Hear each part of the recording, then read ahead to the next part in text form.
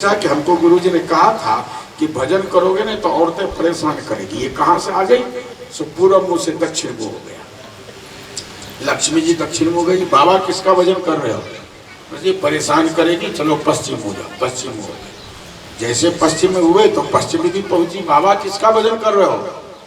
तो वो बेचारा पश्चिम से उत्तर हो गया। जब उत्तर हो गया तो लक्ष्मी नहीं मानी, उत्तर भी गई। बाबा किसका भजन कर रहे हो? बाबा का आया क्रोध, बोले किसका किसका? तेरे खसम का भजन कर। और किसका भजन कर? क्या कहा? तेरे खसम का भजन कर। रुक्मिणी बोली कैसा बाबा जी है, इसको जरा सा भी ज्ञान नहीं है कि किसके साथ क्या वार्तालाप करना, कैसे बोलना। ये तो ऐसा उल्टा सीधा बोल दिया। रुक्मिणी बेचारी शर्मा के गई भगवान के पास। बोले प्रभु बिल्कुल सही बात है, वो आपका ही भजन कर रहा है, लेकिन कैसा उठपटांग है। वो यही प्रेम से कहता कि तेरे पतिदेव का भजन कर रहा हो तो कितना अच्छा होता। तो कहता तेरे खसम का भजन कर। प्रेमियों, आहा, भगवान ने कहा कि मेरे सुमिर ही राम देहि गनी गारी। देखो रामचरितमानस 50 भगवान उसके ऊपर भी खुश होते जो भगवान को गाली देता है। शिशुपाल गाली दिया ना, लेकिन भगवान ने उसको देखो क्या परम पद दे दिया। रावण गाली देता था, कुंभकर्ण गाली देता था, मेघनाथ गाली देता था, लेकिन गाली किसको दे रहा था? बोलो, भगवान को। गाली के बहाने नाम किसका ले रहा है? भगवान का। याद रखो। तो भगवान ने कहा कि देखो मेरे सीधे साधे भक्त होते हैं, पढ़े लिखे तो होते नहीं, जो तुम्हारे साथ हैं वह शालीनता से वार्तालाप करे। उसको जो आया सो बोल दिया। तो बोले महाराज लेकिन एक बात बताइए, आपका नाम खटखटानंद कब से पड़ गया? बोले तुमको पता नहीं है? बोले क्या? बोले जब मैं माखन चुराने जाता तो गोपियां माखन को ऊपर रख देती थी छीके पर, जब हाथ न पहुंचे न चोरी हो। तो जब भगवान कहते हैं कि मेरा हाथ ऊपर नहीं पहुंचता था तो मैं लेता था डंडा और खाट खाट खाट मैं मटके को फोड़ देता, माखन दही गिरता, खा लेता। जब गोपियां पकड़ने के लिए दौड़ती तो उस समय में भाग जाता। तो बोले खटखटानंद भाग गया, खटखटानंद आ गया, मेरा नाम खटखटानंद है। देख प्रेमियों, परमात्मा के अनंत नाम है, एक नाम नहीं। तुम श्रद्धा से तो आद्रगम च हतम ज्ञानम प्रमादेन हतम सुतम संदिग्धो हतो मंत्रो विकृचितो हतो जपा। विकृचित होकर के कभी जप मत करना, मन लगे। नींद का झोंका आवे ना माला फेरने में तो थोड़ी देर सो जाओ, चल तू भी अपना काम कर ले और फिर उठो माला फेरो। नहीं बार बार नींद की झोंका रहे तो माला भी फेर रहे हो तो ना नींद ही आएगी ना माला ही फेरी जाएगी। क्या करोगे? इसलिए प्रेमियों, भागवत में सब कुछ दिया है। जनमानस्य तोन्मयादितरतस चार्थेश विज्ञः सुरा तेने ब्रह्म हृदय आदि कवये मुह्यन्ति यत् सूरयः तेजो वारि मृदाम यथा विनिमयो यत्र त्रिसर्गो मृषा धाम्ना स्वेन सदा निरस्तकुहकं सत्यं परं धीमहि। ये वेदव्यास जी का मंगलाचरण है। वेदव्यास जी कहते हैं जन्म आदि अस्य जन्मादस्य, जो इस जगत की उत्पत्ति जन्म देने वाला है, पालन करने वाला है, प्रलय करने वाला है, जो सद पदार्थों में अनुगत है, सब में है, लेकिन असद पदार्थों से दूर है, परे है। परमात्मा सद पदार्थों में निवास करता है, असद पदार्थ में निवास नहीं करता है। जो ब्रह्मा नहीं है, अर्थात ब्रह्मा को भी जिसने वेद का ज्ञान दिया है। ये जगत त्रिसर्गो मृषा है। याद रखना, जागृत स्वप्न सुषुप्ति तीन अवस्था है ना, तीनों में मिथ्या है, लेकिन जिसके सत्ता के कारण ये असत्य संसार भी सत्यवत प्रतीत होता है। कैसे? जैसे सूर्य रश्मियों में आप गर्मी में देखते कि नहीं देखते हो? जेठ महीने में देखना, बैसाख जेठ में जब लपलपाती गर्मी पड़ती है तो आपको पानी जैसा झिलमिलाता हुआ सामने दिखता है। अब मृग क्या सोचता है? पानी है, पीने के लिए दौड़ता है, लेकिन वो पानी है नहीं। जितना दौड़ लगाता है उतना ही उसको पानी आगे दिखता है और प्यास के मारे दौड़ते दौड़ते मर जाता है। पानी है नहीं, मिलेगा कहां से? मर गया, पानी नहीं मिला, पानी है नहीं। बोले इसी तरह से ये संसार असत्य है, लेकिन हम इसको सत्य मान करके पाने के लिए दौड़ रहे हैं। लेकिन कितना भी दौड़ लगाओ, जब संसार असत्य है तो फिर कैसे मिलेगा? लेकिन असत्य होने के बाद भी ये संसार सत्यवत प्रतीत होता है। किसके कारण? उस परमात्मा के कारण। क्यों? कि परमात्मा ने असत्य का निर्माण किया है माया के द्वारा। ये सत्यवत इसको धारण किया है, सत्यवत प्रतीत होता है। कैसे? अच्छा मैं आपसे पूछूं, इसमें माताएं बहनें कोई खूब अमीर आ जाए और सोने के मंगल सूत्र, सोने के कंगन, सोने के कुंडल, सोने के नासामणि, सोने के चूड़ामणि, करधनी सब सोने के पहन के आवे। सोने की नहीं पहन के आवे, किसकी पहन के आवे? नकली सोने की पहन के आवे। ध्यान देना, नकली। फिर भी आप क्या कहोगे? सोने की, सोने की पहन के। क्यों आप कहते हो? वो इतना अमीर है कि उसको नकली पहनने की आवश्यकता नहीं है, गरीबी नहीं है, इसलिए वह नकली क्यों पहनेगी? असली पहन के आइए। या हम आप सब नकली को भी असली मानेंगे, मानेंगे ना? लेकिन एक बात बताओ कि कोई बेचारी गरीब औरत हो और एक एक पैसा इकट्ठा करके और भगवत कृपा से उसने एक सोने का मंगलसूत्र बना लिया और उसको पहन के आवे तो क्या कहोगे? दिखाने के लिए आ गई नकली पहन करके। खाने का ठिकाना नहीं, असली सोने के हार कहां से पहन के आएगी? ये तो नकली है, लोगों को दिखा रही है। उसके असली को असली मानोगे? प्रेमियों, यही संसार के लिए सत्य है। ये संसार असत्य है, लेकिन इसको बनाने वाला, धारण करने वाला कौन है? सत्य है, जिसकी सत्ता के कारण असत्य संसार भी सत्यवत प्रतीत होता है। वह परमात्मा सर्वसमर्थ है, लेकिन फिर भी वो अपने धाम में, अपने स्वरूप में स्थित रहता है। ऐसे परम सत्य को हम सब प्रणाम करते हैं। क्या करते हैं? प्रणाम करते हैं, उनका ध्यान करते हैं।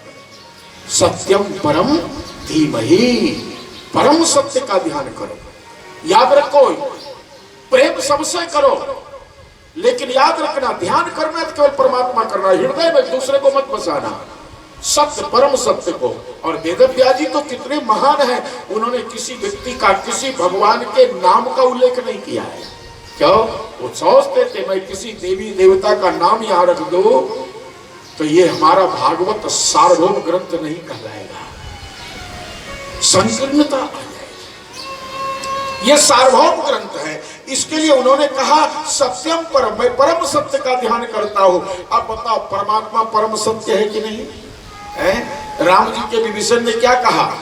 राम सत्य संकल्प प्रभो सभा काल वश, तो मैं रघुवीर शरण अब जाऊं देहु जनी घोर। राम सत्य है, सत्यव्रतम सत्य परम त्रिसत्यम, भगवान कृष्ण सत्य है, भगवान विष्णु सत्य।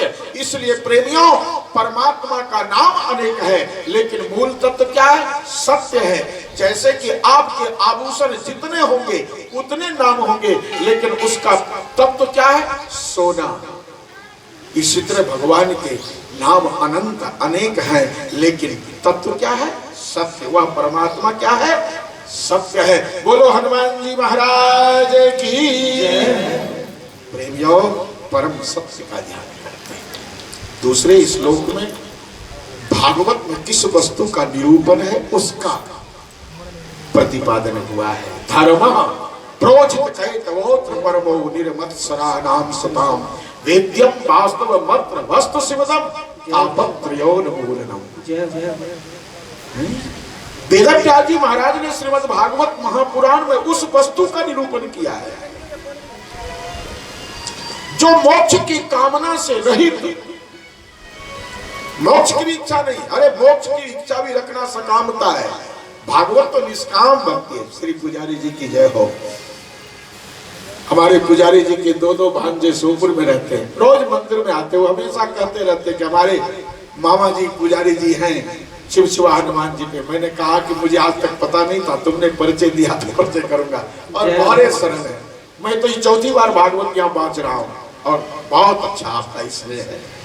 प्रेमियों, तो आइए प्रसंग पर। उस धर्म का निरूपण है, उस परमात्मा का जो परम सत्य है, जो कपट से रहित है। देखो, भगवान की भक्ति निष्कपट होनी चाहिए। भगवान की भक्ति में कपट नहीं, भगवान की भक्ति में सरलता होनी चाहिए। सरलता नहीं आई तो कुछ नहीं। प्रेमियों, हम लोग अपना नाम कमाने के लिए परेशान रहते हैं। सरल कहाँ है? जहां नाम कमाने, वहां कुछ न कुछ हथकंडे अपनाने पड़ते हैं। कल हमारे दीपक शास्त्री जी के पिताजी ने कहा आप ले लो 9 से 1। हमने कहा ठीक है, हमको तो भगवान का चरित्र बांचना है, कभी भी बांचा। हमको ये नहीं कभी मैं हट करता हूं कि मुझे फलाना ही समय चाहिए, मैं कभी हट नहीं करता हूं। कुंभ में जाता हूं, कुंभ में बगल बगल में कथाएं होती है, जो अनेक मुकाम लगते हैं, और उसमें जब कथा होती है और हमको भी कथा बांचना है, तो मैं देख लेता हूं कि सब कथा कह करके शांत हो जाता, मैं शुरू करता हूं, जिससे कि किसी को परेशानी ना हो। अगर हमारे द्वारा किसी को परेशानी हो गई तो मेरी साधुता को धूल है। क्या काम की साधुता? प्रेमियों, साधुता वही है जो सरल हो जाओ। संत सरल चित्त जगत हित, जान स्वभाव स्नेह। संत का चित्त सरल होना चाहिए। जो कहो हाँ ठीक है भैया, तुम जिसमें प्रसन्न हो मैं उसी में प्रसन्न हैं। हम राजी हैं उसी में जिसमें तेरी रजा है। अरे यहाँ भी वाह वाह तो वहां भी वाह वाह। हम उसी में राजी जिसमें तेरी मर्जी है। जय हनुमान जी। प्रेमियों, हमेशा ध्यान रखो, किसी को किसी प्रकार का व्यवधान ना हो, ऐसा स्वभाव सरल बना लो। प्रेमियों, तो ये भागवत हमको दूसरा श्लोक जो भागवत का आरंभ होता है उसी में दे दिया गया। क्या? धर्म प्रोचित। धर्म वो है जिसमें कि कपट ना हो, निर्मत्सरता बोले हो, मत्सरता ना हो। इस संसार में मत्सर रखने वाला एक एक व्यक्ति सब धोखे खाए हैं। आपको मैं ज्यादा नहीं कहूंगा क्योंकि मुझे बहुत दूर तक जाना है। जो कथा कल हो जानी चाहिए आज भी नहीं हो पाई अभी तक। तो प्रेमियों, मुझे दूर तक जाना, इसलिए मैं ज्यादा विस्तृत नहीं करूंगा। लेकिन जरा एक चीज सुनो, हनुमंत लाल जी महाराज में कोई कपट है? जिस हनुमान जी के दरबार में कथा बांच रहा हूं, कोई कपट है? कोई मत्सरता है? नहीं, निर्मत्सरा। हनुमान जी का एक काम है सेवा करना, दासत्व है। और दास के 2-4 लक्षण होते हैं। पहला लक्षण क्या है? मैं भगवान का दास हूं, मैं भगवान का। क्या हो गया? कुत्ता है? अच्छा, कोई बात नहीं। मैं, वो भी विठ्ठल भगवान है भैया, वो भी भाग्यशाली है जो हनुमान जी के दरबार में जन्म लिया और दरबार में रह रहा है, वो भी भाग्यशाली। जानते हो, कुत्ता भी 2 प्रकार के होते हैं, एक पालतू एक फालतू। कुछ प्रकार होते हैं 2, एक पालतू और एक फालतू। पालतू कुत्ता का पक्ष लेता है मालिक, लेता है। कोई पालतू कुत्ता हो तो उसको कंकर मारो तो वो उठाएगा डंडा, खबरदार अगर तुमने मेरे कुत्ता को कंकर मारा तो डंडा मारूंगा, क्योंकि पालतू है। आप फालतू कुत्ता पर कोई भी पत्थर मारता है, कोई पक्ष लेता है? तो याद रखो, हमको भी भगवान का पालतू बनना है, फालतू नहीं। गोस्वामी तुलसीदास जी ने साफ शब्दों में कहा, क्या? तुलसी कुत्ता राम का, मोतिया मेरा नाम, कंठे डोरी प्रेम की, जित खींचो उत जान। ये तुलसीदास तो राम का कुत्ता है, मेरा नाम मोतिया है। प्रेम की डोरी परमात्मा ने बांध दिया है, जिधर खींच लेता है उधर चला जाता हूं। प्रेमियों, ये है, कुत्ता बनो, पालतू कुत्ता बनो, भगवान का बन जाओ। मैं भगवान का हूं। गोस्वामी जी पालतू कुत्ता बन करके जी रहे हैं, मैं भगवान का कुत्ता हूं। आवारा कुत्ता मत बनो, पालतू बनो। तो मैं आपको क्या निर्मत्सरता। दास के लक्षण सुनिए। पहला लक्षण है मैं आपका हूं और किसी का नहीं, आपका एक दृढ़ विश्वास हो। दूसरा लक्षण, दूसरे के दासों से कभी स्पर्धा न करे, ईर्षा न करे। हनुमान जी को किसी से ईर्षा है? बोलो, है किसी से ईर्षा? ये दास का दूसरा लक्षण है। तीसरा लक्षण सुनिए, आशा केवल स्वामी से रखे, दूसरे से आशा न रखे। हनुमान जी को किसी से आशा है? बोलो, राम जी को छोड़ के किसी से आशा है? नहीं। ये तीसरा लक्षण है, आशा एक राम जी से दूजी आशा छोड़ दे, नाता एक राम जी से दूजा नाता तोड़ दे। ये लक्षण है। मैं तुम्हारा हूं, पहला। दूसरा, वह किसी से आशा न करे, स्वामी से केवल आशा करे। तीसरा, दूसरे के दास से वह ईर्षा न करे, दूसरे के दास से उसको जलन ना हो, प्रसन्न रहे।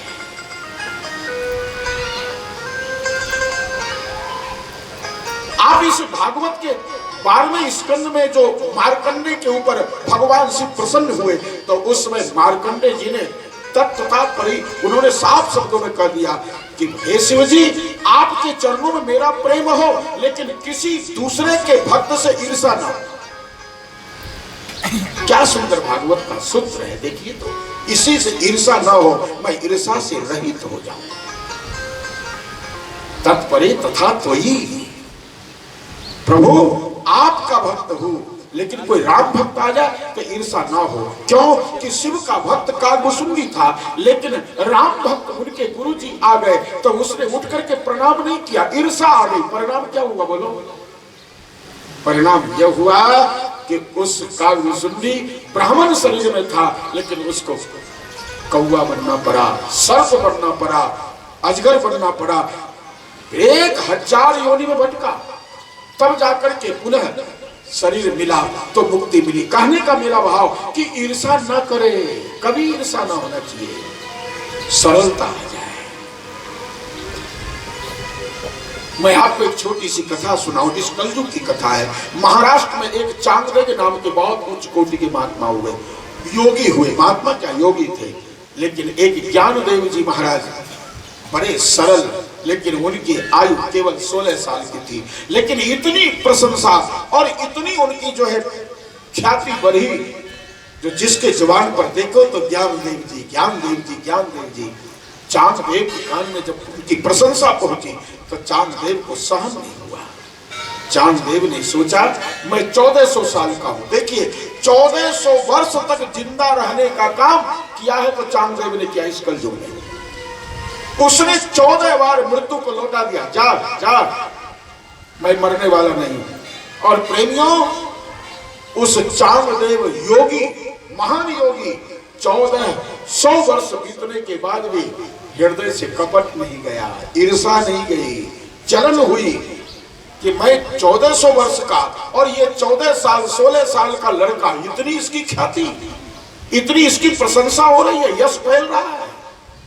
जलन हुई, और जैसे ही जलन हुई तो उसने पत्र लिखना शुरू किया।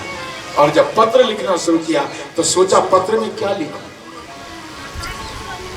आशीर्वाद लिखूं, भले वो मुझसे छोटा है लेकिन उसकी इतनी ख्याति हो रही है तो मैं आशीर्वाद भी नहीं लिख सकता। तो प्रणाम लिखूं, लेकिन प्रणाम कैसे लिखूं? मैं 1400 साल का, वो 14 साल 16 साल का, इतना छोटा, मैं प्रणाम क्यों करूं उसको?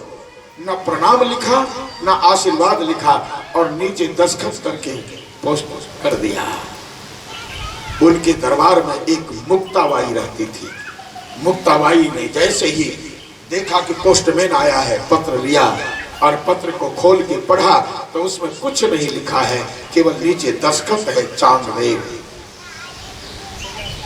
मुक्ताबाई संत की भाषा पढ़ ली। उन्होंने कहा तुरंत कि 1400 वर्ष आयु पूरा करने वाला महान योगी, लेकिन अभी तक कोरा है। अरे खाली कागज को क्या कहते हो? खाली कागज को कोरा कहते हो, और उसमें कुछ लिखा तो नहीं है ना, खाली कागज में तो कोरा ही तरह ना। तो उन्होंने ऊपर लिख दिया, रे चांगदेव, तू 1400 साल की आयु प्राप्त किया, लेकिन इसके बाद भी तू कुछ भी प्राप्त नहीं किया, तू कोरा का कोरा ही रह गया। लिख करके दे दिए, पोस्टमैन को ले जा, डाकिया ले गया। और जब चांगदेव जी को दिया तो चांगदेव को वाह, मैंने कुछ नहीं लिखा लेकिन मेरे मन के प्रश्न का उत्तर आ चुका है। मेरे मन के प्रश्न का उत्तर आ गया। मैं वास्तुतः कोरा हूं। देखो तो 1400 वर्ष बीत गया लेकिन मैंने उनके लिए कोई संबोधन नहीं लिख पाया। मेरी बुद्धि तो देखो, लेकिन उत्तर आ गया। प्रेमियों, उसी समय फिर भी अहंकार है, मैं योगी हूं। उसने एक शेर को पकड़ा और एक सर्प को पकड़ा और सर्प की लगाम लगा करके और प्रेमियों उस शेर को घोड़े की तरह हाँकते हुए पहुंचा। और जैसे ही ज्ञानदेव जी के दरवाजे पर पहुंचा, वह मुक्ताबाई दौड़ करके अंदर गई। बोले गुरुदेव गुरुदेव। बोले क्या है? बोले एक योगी 1400 वर्ष का बूढ़ा इतना योग साधना किया है कि 14 बार काल को लौटा दिया, वह भी आपसे मिलने के लिए आए हैं। उन्होंने कहा किस रूप में आए हैं? बोले कि शेर पर बैठ के आए और मुंह में नाग, काला नाग का वो लगाम लगाए हुए। इन्होंने सोचा इतने उच्च कोटि के महात्मा मेरे दरवाजे पर आ गए और मैं बैठा हूं। जिस पत्थर पर बैठ करके भजन कर रहे थे उसी पत्थर से बोला जल्दी चल, महात्मा का स्वागत करना है। पत्थर चलने लगा, देख लो, पत्थर चलने लगा और चलते चलते वह पत्थर वहां पहुंचा दिया। इन्होंने प्रणाम किया। चांगदेव का सारा अहंकार चूर चूर हो गया। मैं योग के बल पर शेर को बस में किया, हमने योग के बल पर सर्प को बस में किया। सर्प और शेर को तो सर्कस वाले भी बस में कर लेते हैं, करते नहीं करते, कोरा पार करके। ये कोई उतनी महत्व की बात नहीं है, लेकिन महत्व की बात तो यह है कि पत्थर जड़ है। आज इन्होंने जड़ पत्थर को कहा चल, तो पत्थर चलने लगा, उसमें चैतन्यता ला दी। ये ज्ञान और ये भक्ति, ये शक्ति मुझ में नहीं है। और वह चांगदेव 16 साल के लड़के के चरणों में गिर पड़ा, क्षमा करिए। सारा अहंकार चूर चूर हो गया। प्रेमियों, कहां तक व्याख्या करो? धर्म प्रोचित कैतवोत परमो निर्मत्सरा नाम सताम। ये भागवत कोई साधारण ग्रंथ नहीं है, इसको निर्मत्सर होकर के सुनो, निष्कपट होकर के सुनो, अहंकार को दूर करके सुनो, तो कहने वाले को भी आनंद आएगा और सुनने वाले को भी आनंद, दोनों का जीवन धन्य हो जाएगा। नैमी सारण्य में शौनकादिक ऋषियों ने प्रश्न किया, महाराज परम धर्म किसे कहते हैं? उन्होंने कहा पहले मुझे प्रणाम करने दो। नारायणं नमस्कृत्यं नरं चैव नरोत्तमं व्यासं सरस्वतीं वंदे ततो जय मुदीरयेत्। और प्रणाम करने के बाद उन्होंने कहा सवै पुंसां परो धर्मो यतो भक्ति रथोक्षजे अहेतुक्या प्रतिहता यात्मा संप्रसीदति। शौनकादि ऋषियों, परम धर्म वही है जो कामना से रहित भगवान श्री कृष्ण के चरणों में प्रेम हो जाए। कोई कामना ना हो, निष्काम भाव से भगवान के चरणों में प्रेम हो, बस यही परम धर्म है। इसके बाद 24 अवतार का नाम यहाँ पर संक्षिप्त में लिया गया। 24 अवतारों के बाद फिर भागवत रचने का उद्देश्य क्या है? वेदव्यास जी ने कलयुग का दर्शन किया, 5000 वर्ष क्या होगा सब मिला दिखा, तो उनको चिंता हुई। उन्होंने वेद का निर्माण किया, 17 पुराण का निर्माण किया, महाभारत का निर्माण किया, लेकिन उससे भी जब समाज का लाभ नहीं और स्वयं को शांति नहीं मिली तो वो चिंतातुर हो गए। उसमें नारद जी का आगमन होता है, नारद जी का दर्शन होता है और नारद जी के दर्शन से वेदव्यास जी को विश्वास हुआ कि मेरे शंका का समाधान होगा। इसलिए उन्होंने कहा स्नातस्य में न्यून मलम विचक्षुआ परावरे ब्रह्मणि धर्म तो व्रते। मैं ब्रह्म सगुण ब्रह्म और जो धर्म की व्याख्या है मैं अच्छी तरह जानता हूं और मैंने उसकी रचना भी की है, 17 पुराण महाभारत वेद 4 लिख करके। लेकिन इसके बाद भी मेरा मन विचलित क्यों है, मेरे मन में शांति क्यों नहीं है? आप इसके विषय में कृपा करके बताएं तो नारद जी ने अपनी जीवन की कथा कही है। क्या कथा कही? अपनी जीवन की कथा, अपनी जीवन लीला बताते। मैं कौन था? दासी पुत्र था, चातुर्मास में संतों के सानिध्य मुझे मिला। मेरी माँ तो नौकरानी बन के काम करती, लेकिन मैं भक्त बनकर के कथा सुनता और उनकी कृपा हुई, मुझे प्रसाद मिला, मुझे दिव्य दृष्टि मिली, उनसे मुझे गुरु मंत्र मिला। ओम नमो भगवते तुभ्यं वासुदेवाय धीमहि प्रद्युम्नाय अनिरुद्धाय नमः संकर्षणाय च। यही मंत्र नारद जी को मिला है, जो भागवत। चातुर्मास के बाद संत जाने लगे। नारद जी को बड़ी चिंता हुई, आपके बिना मैं कैसे रहूंगा। सदगुरुदेव ने कहा कि तू अपने माँ का ऋणानुबंध पुत्र है, माँ का ऋण उतार, इसके बाद तू मेरे साथ चलना। उन्होंने कहा आपने तो कथा में कहा जिसको परमात्मा प्यारा ना उसका त्याग करो, फिर आप कहते माँ का। बोले नहीं, तू माँ का इकलौता पुत्र है, वृद्ध माँ का सेवा करना ये तुम्हारा धर्म है। नारद जी सेवा में लग गए। एक दिन उनकी माँ को सर्प दंश हुआ, उसकी मृत्यु हुई। नारद जी नाचने लगे। माँ के मृत्यु पर कोई नाचता है बोलो? लेकिन वो नाचने लगे। क्यों? बोले ठाकुर जी की कृपा हुई, मेरा बंधन समाप्त हो गया। और प्रेमियों, जो भी क्रिया कर्म है माँ का संपादित करके और वह जंगल की ओर चल देते हैं। काफी तपस्या किए और तपस्या करने के बाद भगवान का विद्युत की तरह छटाई मिली, दर्शन हुआ। और दर्शन के पश्चात प्रेमियों भगवान अंतर्ध्यान हो गए। नारद जी छटपटाने लगे। भगवान ने कहा तुम ब्रह्मा का पुत्र बनो, तुझे दर्शन। नारद जी कहते मैंने अपनी जीवन कथा आपको सुना दी है, अब आप को सत्संग मिल चुका है। अब इस सत्संग के माध्यम से आप आगे प्रेम ग्रंथ का निर्माण करें। किस ग्रंथ का? प्रेम ग्रंथ का। चलिए, अब प्रेम ग्रंथ श्रीमद् भागवत का निर्माण होता है, इसलिए एक प्रेम का संगीत हो जाए। आइए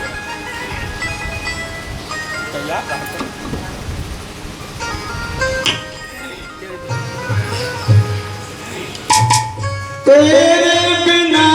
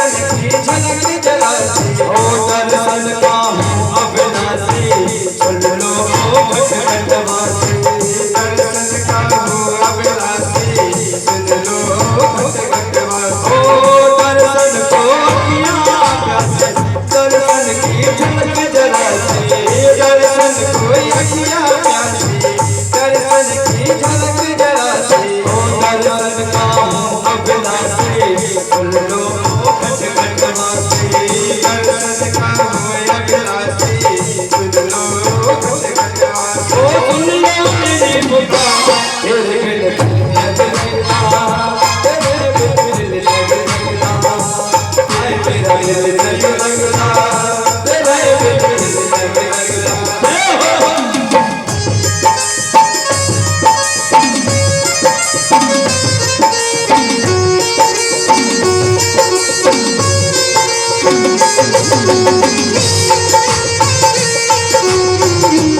सभी लोग गाड़ी की सेवा